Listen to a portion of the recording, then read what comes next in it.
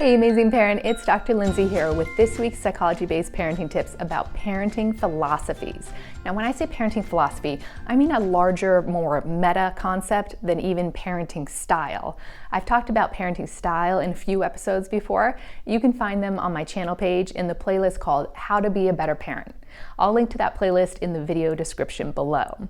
While parenting styles range from rule-focused, authoritarian style to passive, child-led, permissive style, a parenting philosophy reflects a parent's overarching beliefs about their role as a parent and the best way for them to raise their child.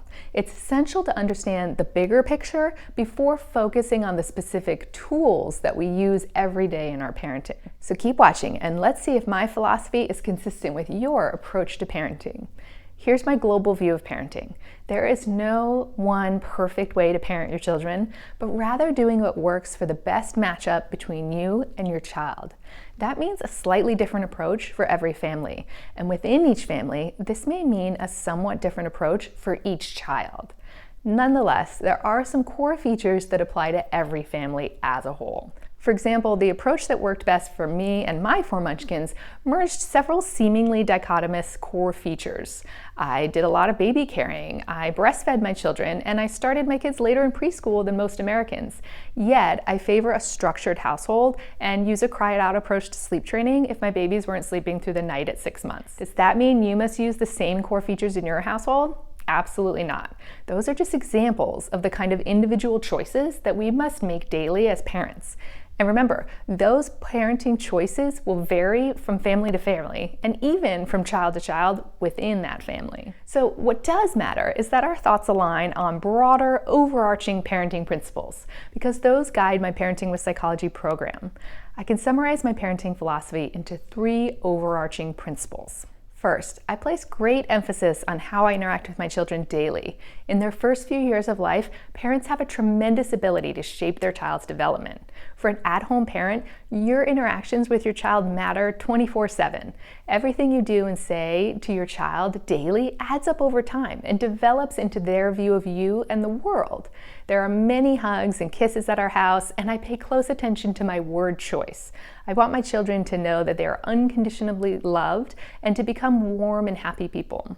This goal stems from the concept of unconditional positive regard, popularized by humanistic psychologist Carl Rogers in the 1950s. As part of this, I always try to speak to my children in a loving, kind, and supportive way and react calmly and appropriately. This may sound simple, but it's certainly not easy and often requires incredible patience, especially since the household chaos level jumped up a notch after having our 3rd and then 4th child. But it's critical to amazing parenting. Remember, this is a goal, not a constant reality. We all get upset sometimes and overreact sometimes, but having this image of amazing parenting in my mind always helps me to get back to that behavior as quickly as possible when I encounter obstacles.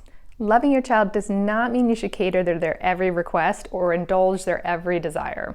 In addition to being warm and happy people, I also want my children to be conscientious, patient, responsible, independent, and resilient. Children need tremendous guidance in their early years, and I provide clear and consistent expectations for my children's behavior. Our influence is greatest in the first 5 years. Once they start full-time school, there are so many other influences in their life, and our daily interaction time is greatly diminished. We have to hope that we have instilled a solid foundation of good behavior in our children. While loving them unconditionally each day, I work on molding them into the kind and respectful adults that one day they'll become. Children are a work in progress. You must pick and choose your battles, tackling just a few behaviors at a time. The second part of my parenting approach is about balance. Balancing your child's behavior today with the behavior that you hope they'll have when they're 5 years old, 11 years old, 18 years old. The third part of my approach is using problem-solving skills to tackle my parenting dilemmas. Training children is not easy, and we often find ourselves stumped by our children's behavior. Rather than getting frustrated and overwhelmed, I like to think of parenting as an exciting challenge and attempt to solve the problems we encounter together. This is where a problem-solving approach to parenting comes in handy. If your technique isn't working, search for another and keep trying different options until you find the one that works for you and your child. I'll teach you the problem-solving approach I use in an upcoming episode.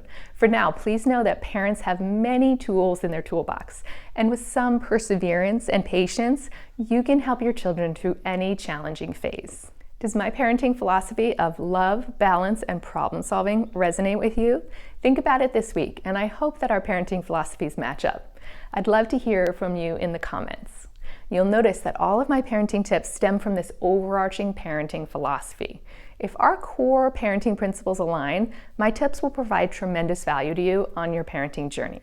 Being intentional about your parenting and developing your own parenting philosophy is part of the check yourself category in my 5 C's parenting framework.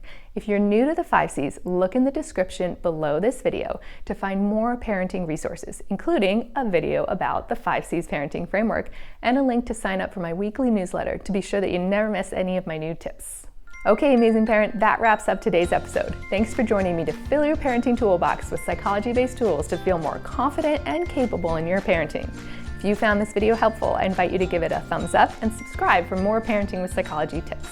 Join me next week to learn more about the 5 C's to amazing parenting. In the meantime, check out my free resources listed below in the description. If you're ready to take your parenting to the next level with my online courses, follow the link in the description below. And keep up the good work on your amazing parenting journey.